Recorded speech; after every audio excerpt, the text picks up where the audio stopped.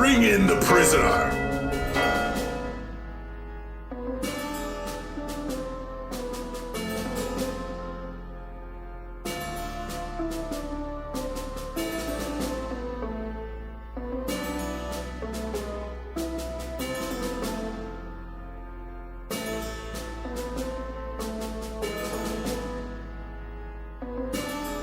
It is by the edict of the king and the laws of the land of the valley of Krasna in the kingdom of Lonaria that here in the town of Volksville, I, J.S. Rayford, am here to carry out the sentence in the matter of the people versus the criminal Marcus Van Houten, who has been proven guilty of theft and murder.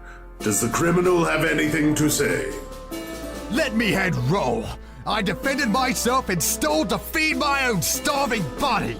If this is life, then my head is better served up fresh on a pole for all you people. Very well. Marcus Van Houten, you are sentenced to death by the automatic blade. May the next life be better than this. As long as I don't have to look at your filthy face, Rayford, your conscience is almost as filthy as my...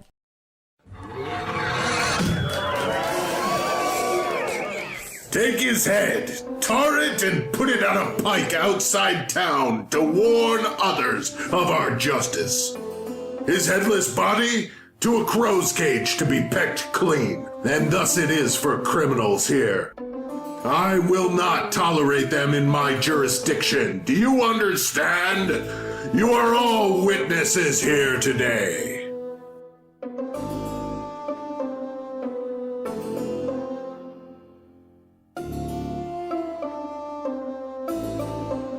Rayford would like to see you in his office.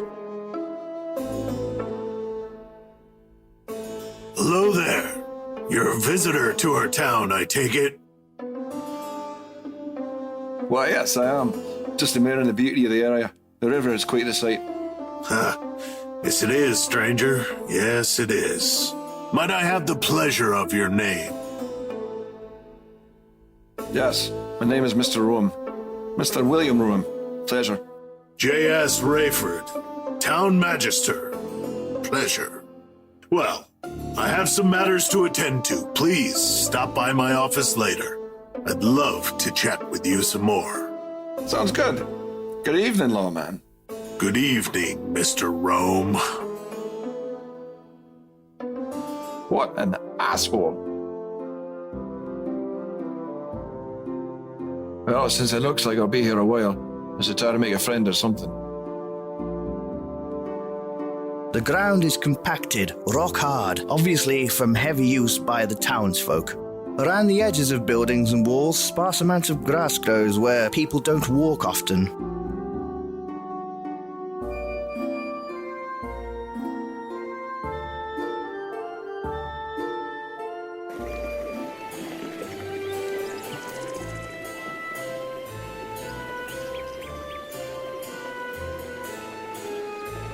It's the severed head of Marcus Van Houten. Sadly, it doesn't look too good separated from his body. The road into town is...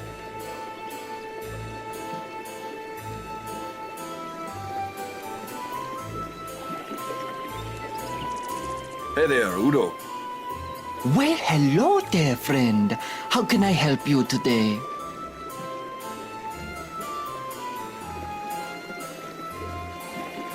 Yeah, it's a little old graveyard. Kind of quaint and peaceful, actually. The graves there are really old, as it was the first place they started burying people when they started the town. I guess they realized they could only fit so many bodies in there, so there's another, larger cemetery outside of town. Now that place is a sight to see. There's a lot of tombstones, but the mausoleums are crazy. Plus, the old caretaker's mansion is out there. No one's lived there for a few years, and I think most of the transients around stay there. I hope you don't have to stay there, mister. Ah, you've met Kurt. Big brute, isn't he? Well, he's definitely an interesting fella. Loves to drink. Pretty well restrained, too, for an ox. Oh, Ian, that guy. Well, he's tricksy. Prospero scared you a bit, didn't he? Meeting him is a treat for sure. I met him once out on the street, asked if he had the time. Gave me 1,000-yard stare. I swore his eyes swirled with the stars in the heavens, and he said, "The time is now and forever, little man." Pretty out there. My, that was certainly scary. I wouldn't want my head to roll like that, or end up on a spike. Yep, its head on a spike. It kind of creeps me out.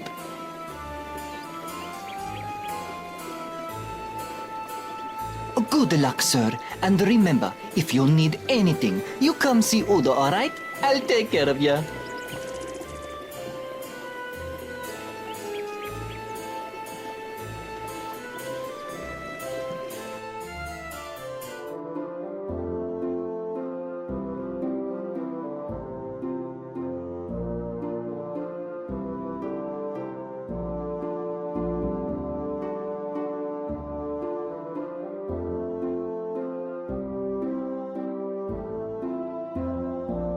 Well, all in black, crow on his shoulder. Either this guy's a bit shady or his girlfriend was just murdered by a gang of thugs.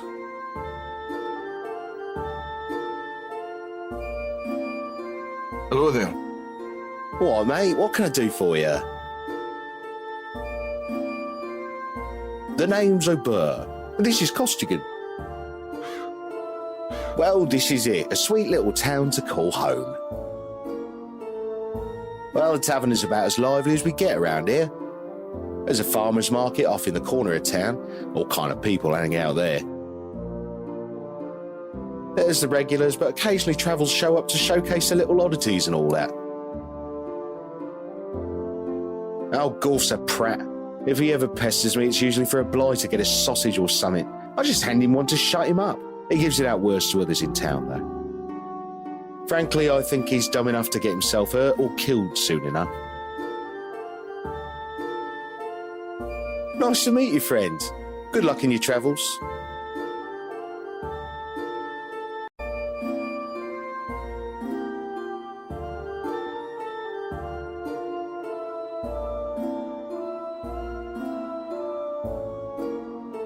This tree is much like the other trees in the surrounding area. This isn't quest for dendrology, you know.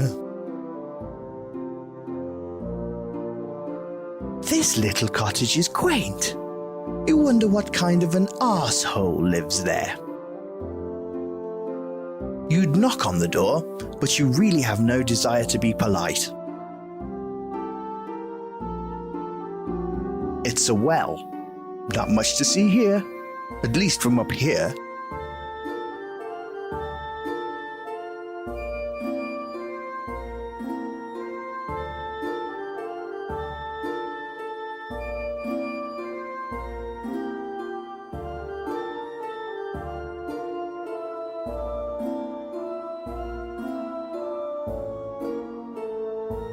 The squirrel is picking at the ground and eating what it finds.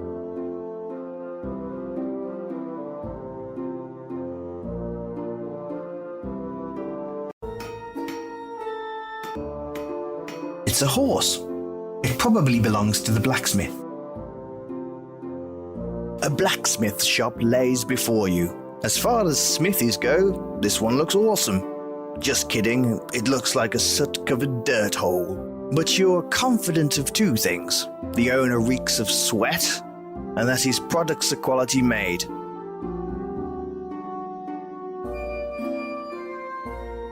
The water doesn't look particularly fresh. In fact, you're pretty sure you saw one of the townspeople relieve himself into it earlier on. Looks like a lot of steel was beat on this. You also think it would be pretty funny to see something like this fall out of the sky and hit a coyote on the head. The blacksmith is large and intimidating. You don't want to mess around with him. Nice night, eh? Yes, it is. Clear night. Always is after a man's been executed. Nasty business. It certainly is. How can I help you? Edward Smith. Smith by name, Smith by trade. Feel free to call me Smith. The fires of my forge have burned for many years. It's been my family's trade for ages. The fire is part of my family. It never extinguishes. This fire, to my knowledge, has burned since my father's father's father's father started it. We tend to it every day. My father tended to it for his father, I tended it for mine, and my boy tends to the fire for me. He makes sure it is fueled and fostered every day. I love my home. It's been the seat of my family for generations. He keeps the peace. Sometimes I wonder at what cost, but I do believe he means well.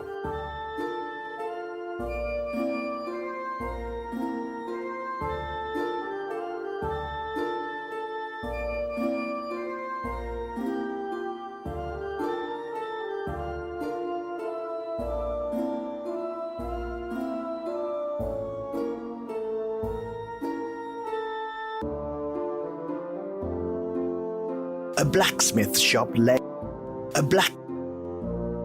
There's a bell there by the door, but you don't want to ring it. It might make someone come and talk to you. You rub your hands all over yourself like a showgirl. You think about an alternative career should the need arise.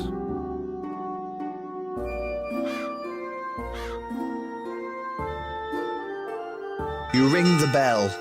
The smith just stares at you. Yes? Nothing, just seeing if it works. Well, it does. Do you feel better? No. Neither do I. A small pile of wood stacked neatly, used to fuel the forge, you assume. It's a thatched cottage. You have no idea whose it is, or even care for that matter. This door is pretty solid, and you're quite sure it has an advanced lock on it. It is, of course, locked to keep the likes of you out.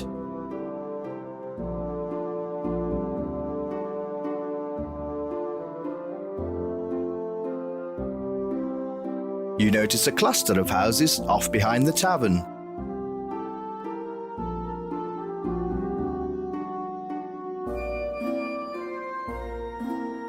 These houses look to be in a better state than the others in the village. You assume these must be the homes of the rich.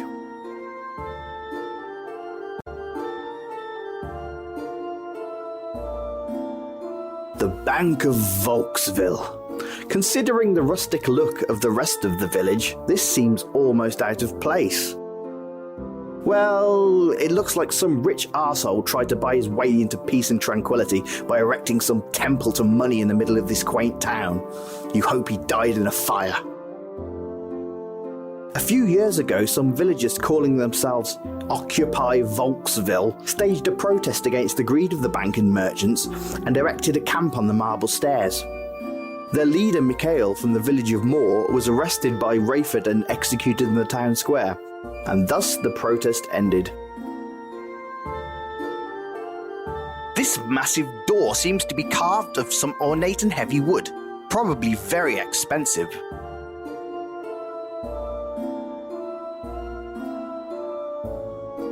The door is locked.